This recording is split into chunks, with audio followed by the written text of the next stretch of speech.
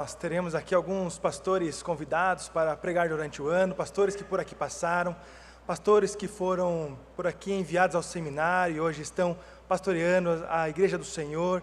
E hoje em especial está conosco o reverendo Marcos Júnior, por favor. Ele irá pregar a palavra para nós nessa noite. Nós queremos agradecer a prestatividade do nosso querido irmão, também presenteá-lo com o nosso livro O Caminho do Discipulado e também com o nosso livro que nós lançamos hoje, Quem Salva é Só Jesus, com as nossas, feito pela nossa irmã Maria Helena, com 100 meditações, comemorando o centenário da nossa igreja. E também será entregue uma Bíblia ainda, reverendo, que não está pronta ainda, foi mandado confeccionar uma Bíblia especial para o centenário da nossa igreja, depois será entregue também aos irmãos, assim como a todos os pregadores que aqui virão. Então hoje você é o primeiro que está abrindo essa temporada de pastores que irão nos visitar.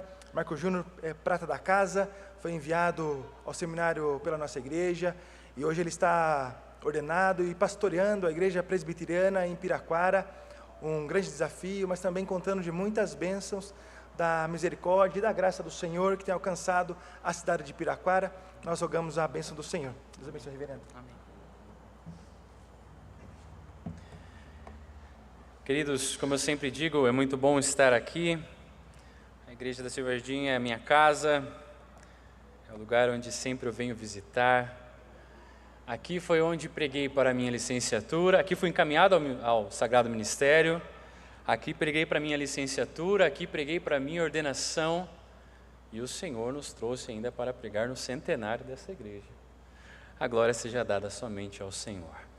Mas para a nossa meditação dessa noite, eu convido a amada igreja a abrir suas Bíblias em Hebreus, capítulo 12, os versos 1, 2 e 3. Hebreus, capítulo 12. Leremos os 3 primeiros versos. A palavra do Senhor nos diz assim: portanto, também nós, visto que temos a rodear-nos tão grande nuvem de testemunhas, desembaraçando-nos de todo o peso e de todo o pecado que tenazmente nos assedia, corramos com perseverança a carreira que nos está proposta, olhando firmemente para o autor e consumador da fé, Jesus, o qual, em troca da alegria que lhe estava proposta, suportou a cruz, não fazendo caso da ignomínia, e está assentado à destra do trono de Deus. Considerai, pois, atentamente aquele que suportou tamanha oposição dos pecadores contra si mesmo, para que não vos fatigueis, desmaiando em vossa alma. Vamos orar. Santo Deus, temos a sua palavra aberta e exposta diante de nós. Queremos que o Senhor fale aos nossos corações da sua parte. Em nome de Jesus. Amém.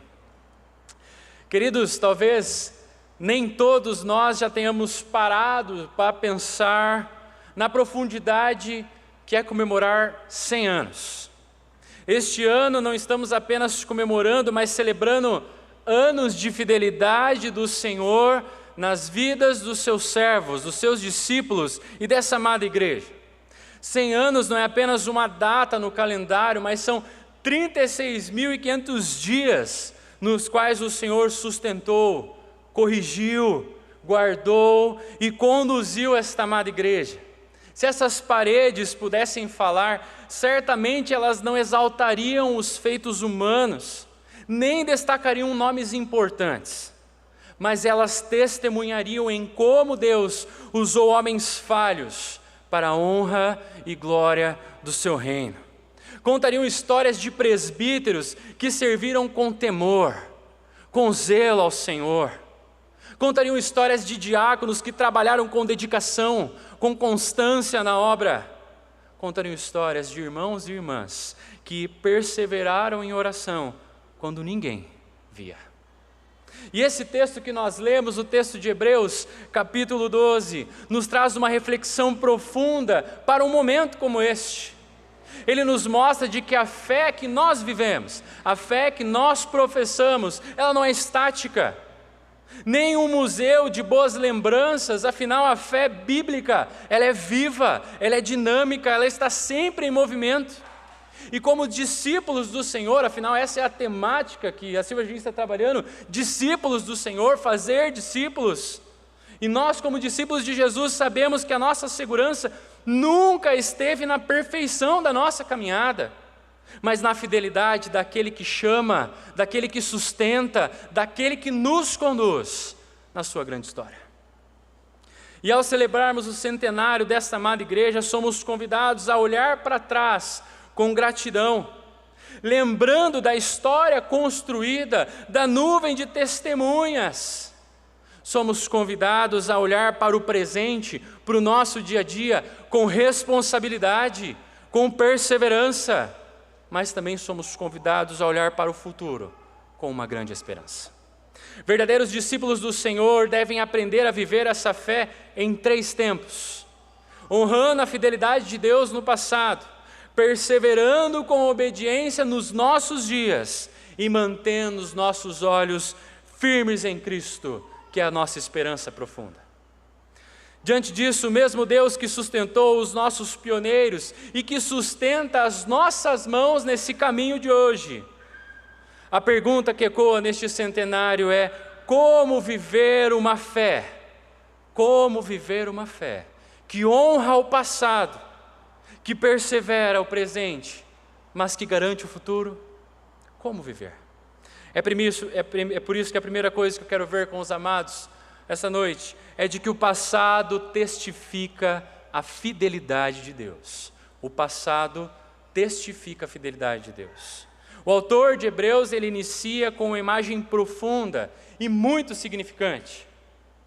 O verso de número 1, acompanhe comigo, diz assim: portanto, visto que temos a rodear-nos tão grande nuvem de testemunhas. O texto começa com um portanto, ligando a história de fé narrada do verso 11, apontando a responsabilidade de viver esta fé no presente. Todos nós conhecemos o capítulo 11 de Hebreus, a famosa galeria da fé. E é impossível iniciarmos o capítulo 12 sem lembrarmos, sem olharmos o capítulo anterior. Afinal, a palavra portanto nos traz a ideia de uma conclusão. Em Hebreus capítulo 11, nós somos conduzidos por uma longa narrativa de homens e mulheres que viveram pela fé em contextos distintos, enfrentando desafios, fracassos, perseguições, até mesmo sofrimentos. E nenhum deles viveu uma fé perfeita, mas todos foram sustentados pela mesma promessa. Todos foram sustentados pelo mesmo Deus. E esse texto nos mostra de que as vidas não são apenas registros do passado, mas testemunhos vivos da fidelidade de Deus. Diferente de uma plateia passiva em um teatro que acompanha tudo o que está acontecendo, essa nuvem de testemunhas do versículo 1, ela é composta por veteranos em um estádio. Eles não estão nesse estádio olhando a corrida e olhando assim: será que esses que estão no caminho, que estão na corrida vão falhar?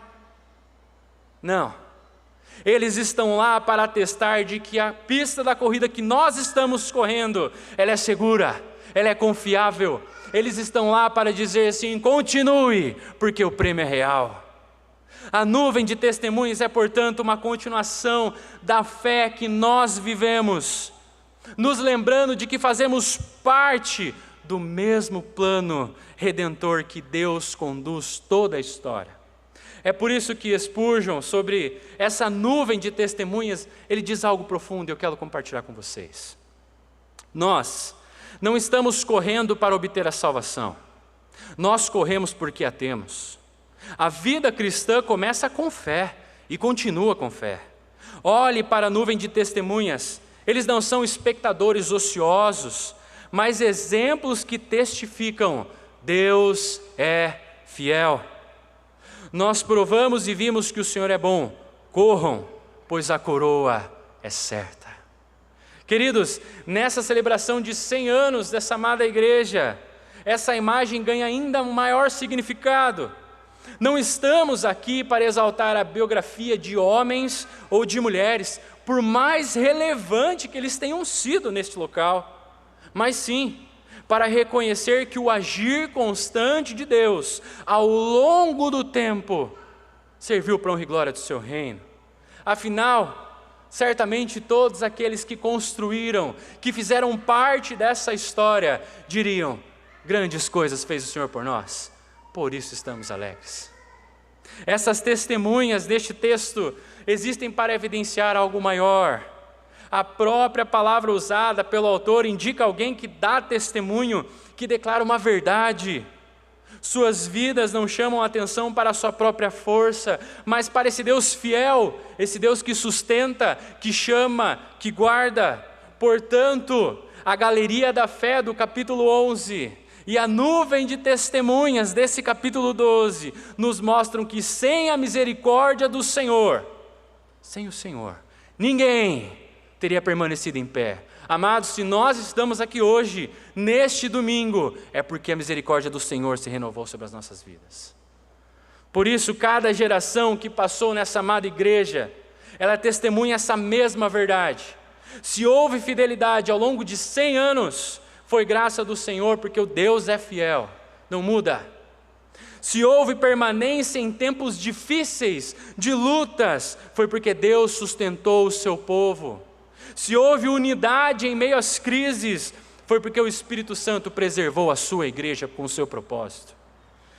Os pioneiros dessa igreja hoje fazem parte dessa nuvem de testemunhas, ecoando as sementes plantadas com lágrimas há um século e vendo florescer em salvação. Isso nos lembra de que a igreja ela nunca caminhou sozinho. Nós nunca caminhamos sozinhos. Ao longo de 100 anos, o Senhor abriu portas, sustentou em crises, consolou em perdas, renovou forças onde tudo parecia difícil. O testemunho do passado, ele continua ecoando, hoje não como uma exaltação humana por aquilo que os homens fizeram, mas uma confissão humilde dizendo: até aqui, 100 anos nós chegamos, porque o Senhor nos ajudou. A história dessa igreja foi construída por pessoas limitadas, frágeis como nós.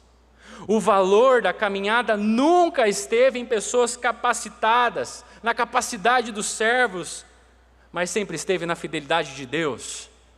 Porque quem chama, quem capacita, quem sustenta, não é a força humana, mas é o Senhor. É o Senhor. Honrar o passado dessa igreja não é viver de saudosismo, mas apoiar-se na fidelidade da aliança de Deus. E a partir disso encontramos coragem, vigor, diante da corrida que nos está proposta. Celebrar 100 anos não é olhar para o porta-retratos na parede, mas é sentir encorajamento de uma multidão de santos que diz: nós vencemos pela graça e vocês também podem, continuem firmes, perseverem. Entretanto, esse texto de Hebreus, meus queridos, ele nos não convida apenas a olhar para trás com gratidão, lembrando da grande nuvem de testemunhas, mas ele nos chama também a avançar no reino com responsabilidade. Se temos tantas provas de que Deus é fiel, e que bom, seria uma tolice corrermos carregando o peso do desânimo ou do embaraço do pecado. É por isso que a nuvem de testemunhas não existe para que fiquemos parados, admirando tudo que aconteceu, admirando toda a história. Não, é para continuarmos a corrida. O testemunho não é um lugar de descanso, mas é o ponto de partida para que a fé seja exercitada nos nossos dias. É por isso que a segunda coisa que eu quero ver com vocês é de que o presente que nós caminhamos, ele deve ser com perseverança. Diante dessa nuvem de testemunhas, o texto que nós lemos nos traz uma realidade urgente, uma realidade que transcende, é do nosso dia a dia. A fé que reconhece a fidelidade de Deus ontem, não nos autoriza como discípulos a viver acomodados. Pelo contrário, nos lembra de que a vida cristã, a vida da igreja, está em constante movimento. Estamos em uma corrida constantemente. Olhe comigo o que diz a continuação do verso 1.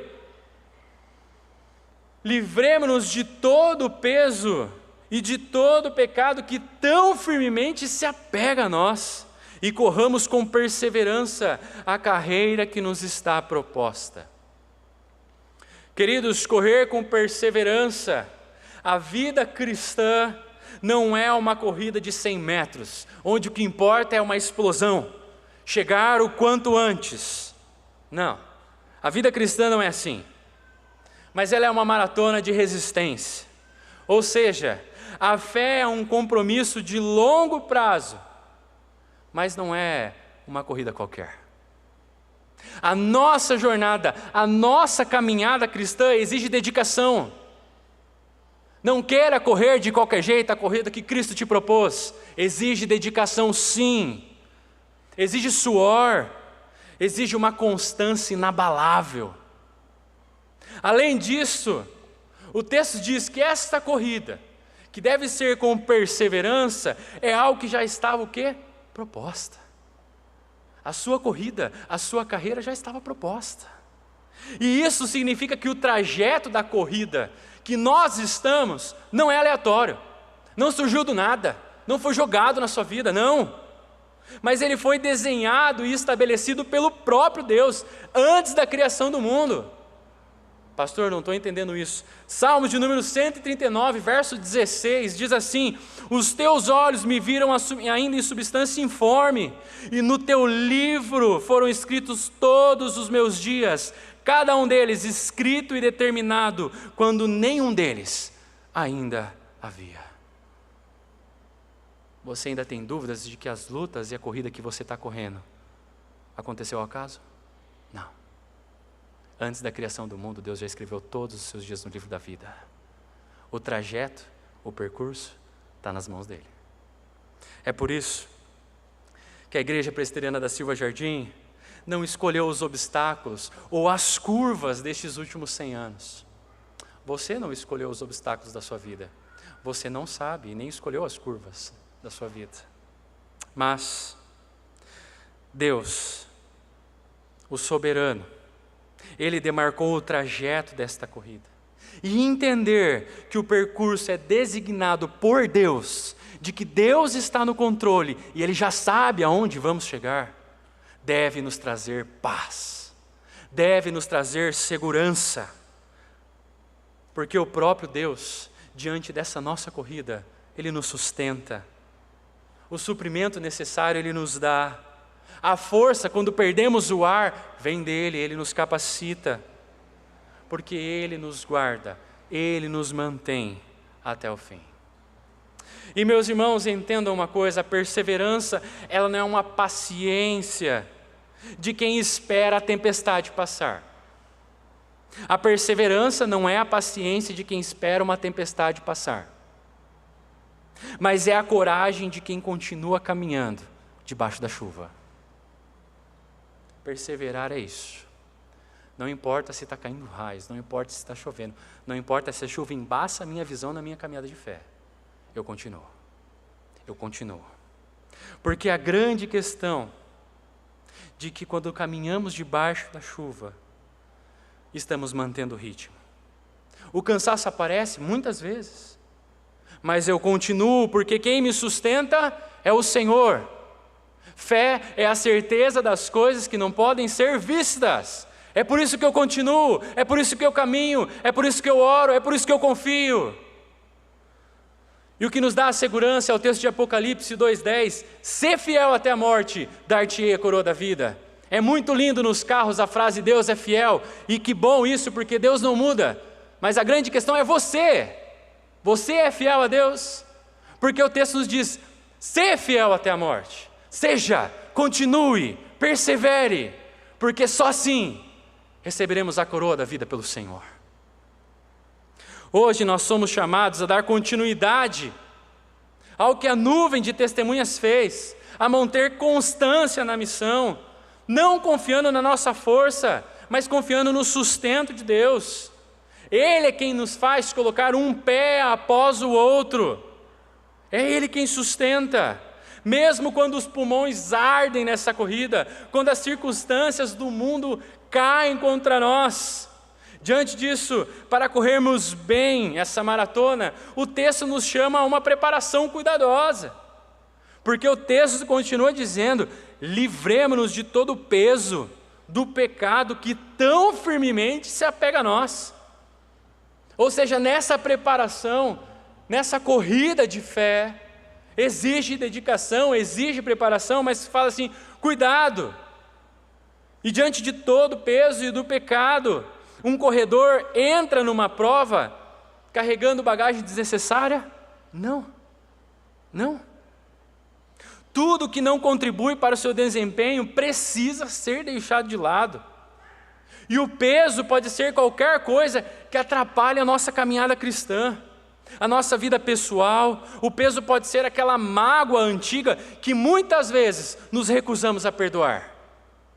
Talvez o peso pode ser a ansiedade excessiva pelo amanhã, o perfeccionismo que te paralisa, ou a busca desenfreada por aprovação das pessoas. Tim Keller, ele diz algo interessante, um alerta sobre a questão do peso e do pecado. Ele diz: o pecado não é apenas fazer coisas más, é transformar coisas boas em coisas supremas que ocupem o lugar de Deus. É por isso que diante disso eu digo: pense na sua vida. A sua carreira profissional é boa, a sua família é uma bênção, o conforto financeiro é útil, é necessário. Mas se essas coisas se tornam a fonte da sua alegria, a fonte da sua segurança, tudo isso deixa de ser bênção e vira um peso na sua corrida. Por quê? Porque eu me preocupo com o bem-estar da minha família e esqueço do Senhor. Eu me preocupo com a minha área financeira e me esqueço do Senhor. Entenda, vira um peso porque tudo isso ocupa o espaço que deveria ser de Deus. E quando nós tiramos os olhos do Senhor e colocamos os olhos nas circunstâncias, perdemos o foco da nossa caminhada. Esquecemos aonde que é a linha de chegada. Esquecemos o trajeto. É por isso que o texto de Hebreus, ele enfatiza que há uma luta contra o pecado. E essa luta, ele diz que muitas vezes se apega em nós. A ideia aqui é de uma túnica longa e pesada que se enrosca nas pernas do corredor. É uma roupa muito grande, ele está tentando correr, ele começa a tropeçar nisso. Isso impede a maneira e o seu desempenho a cada passo. O pecado não apenas nos torna culpados, mas ele nos torna desajeitados nessa corrida da fé que o Senhor nos propôs. E para perseverarmos hoje, é preciso fazermos duas perguntas. O que está enroscado nos seus pés? O que tem impedido a minha corrida diante do Senhor? O que está me enroscando, me mantendo parado, me impedindo de olhar para a cruz? O que está tirando o meu fôlego nessa caminhada? Talvez você diga assim: pastor, eu já estou cansado. A corrida está difícil, o fardo é muito pesado, eu não aguento mais. E o texto nos mostra o segredo para isso. Olhe firmemente, olhe para a cruz, olhe firmemente. Fixe seus olhos em um único lugar. Você não pode correr olhando para a plateia ou para os próprios tropeços. Você precisa olhar para o alvo. E Paulo nos lembra isso lá em Filipenses 3,14. Eu prossigo para o alvo, para o prêmio da soberana vocação de Deus em Cristo Jesus. E se olharmos para dentro de nós, encontraremos dúvidas. Se olharmos para o mundo, encontramos medo. Meu irmão, minha irmã, levanta a cabeça, foque naquele que já venceu, naquele que pagou um alto preço. Como nós cantamos, lutamos batalhas que Cristo já venceu. Não importa o que virá, vamos o quê? Descansar. Que isso não seja somente um cântico entoado das nossas bocas, mas que seja vivido. E essa é a grande prova das nossas vidas, é sair da teoria e viver na prática. É lindo professar a fé, mas viver ela exige dedicação, exige constância. Portanto, como igreja, somos chamados a correr o presente com perseverança. É por isso que o texto de Isaías 41:10 nos diz: não temas, porque eu sou contigo, não te assombres, porque eu sou o teu Deus. eu te fortaleço, eu te ajudo. O passado deve trazer gratidão. O presente nos convoca a perseverar com fé, continuar firmes na caminhada, mas nenhum de nós termina essa prova olhando para os nossos próprios pés. Precisamos olhar para o autor e consumador da nossa fé, porque Ele que garante não apenas o início da nossa jornada, ou o caminho a ser seguido, mas também o nosso futuro eterno. É por isso que o terceiro e último ponto é de que o alvo glorioso, a direção que garante o futuro. Estamos cercados de grandes testemunhas, afinal 100 anos possui história. A história daqueles que venceram. Também estamos imersos em uma luta que é real. Uma corrida que exige suor, renúncia e um grande esforço. Mas a solução para a nossa corrida não está na memória dos heróis. Não está na força do nosso próprio braço, por mais fortes que sejamos. O texto nos apresenta a chave. Afinal, o extraordinário não é apenas correr, mas é ter para quem correr. Não é correr sem sentido, mas é ter para quem correr. Uma igreja centenária não pode correr olhando apenas para o retrovisor. Nem pode paralisar-se, fixando os olhos nas circunstâncias, porque muitas vezes nós fazemos isso. Diante da nossa caminhada cristã, você fala, nossa, olha quanta coisa que eu já fiz. Não foi você, foi o Senhor, que permitiu você ser meio e um instrumento para a glória dEle. Muitas vezes paralisamos e olhando e colocamos, assim, nossa, quanta dificuldade há na frente, não, por isso eu não vou fazer. Não. Olhe para Jesus. A direção do olhar determina o sucesso da sua corrida. O segredo, então, é olhar para Jesus. Porque o verso 2 deixa bem claro para nós, olhando firmemente. E esta ideia aqui, ela carrega um significado específico, porque ela implica em olhar para longe de todas as coisas e fixar-se em um só. É um olhar de exclusividade, que exige um não para todas as distrações da nossa vida. Precisamos olhar para longe das glórias passadas, para não nos tornarmos soberbos, e dizemos, chegamos aqui pela nossa força. Não. Precisamos olhar para longe dos fracassos passados, para não nos tornarmos pessimistas. Agora não vamos mais avançar, porque quando eu avancei deu errado, então talvez eu não deva. Não olhe para o passado. O que nós precisamos fazer é fixar os olhos em Jesus, porque Jesus faz com que as coisas da terra percam o brilho, percam o peso. É por isso que Isaías 40:31 diz, os que esperam no Senhor renovam as suas forças, sobem com asas como águia, correm e não se cansam. Existe um perigo real na introspecção excessiva, olhar para os nossos sucessos insignificantes ou para as nossas muitas falhas, mas tudo isso não gera nenhuma perseverança, gera cansaço, porque uma igreja com 100 anos tem muitas distrações possíveis. Meu irmão, minha irmã, na sua vida e na sua caminhada cristã, há muitas distrações possíveis.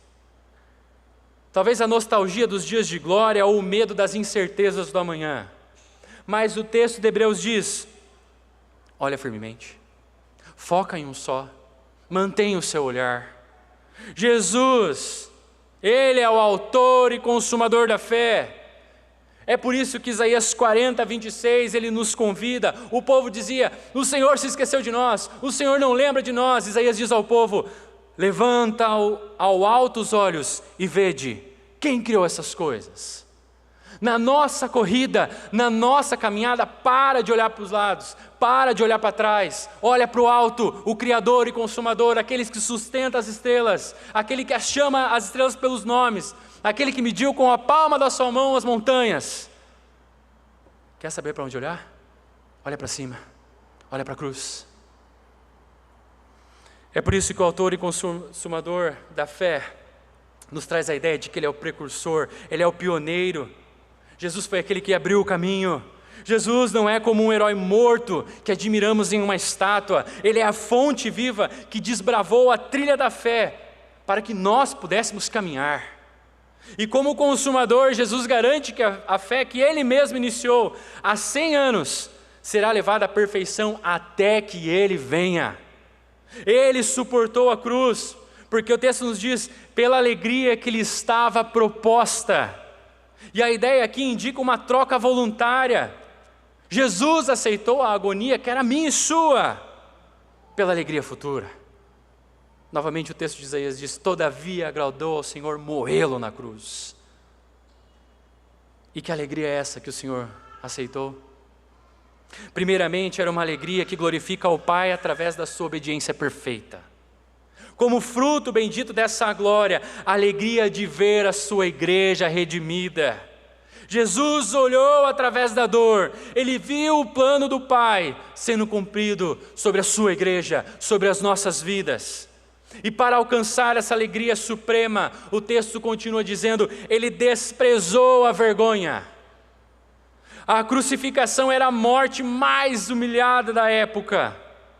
Mas Jesus não faz caso disso, Ele atravessou a humilhação, focado na exaltação de Deus, glória seja o Pai.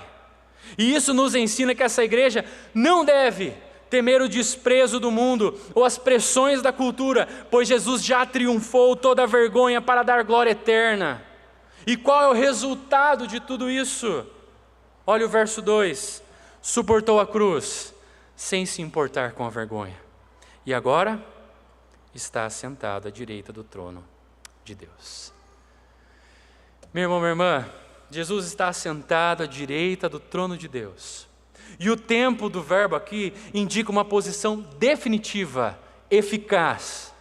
A vergonha da cruz ficou para trás, o trono de honra permanece eternamente.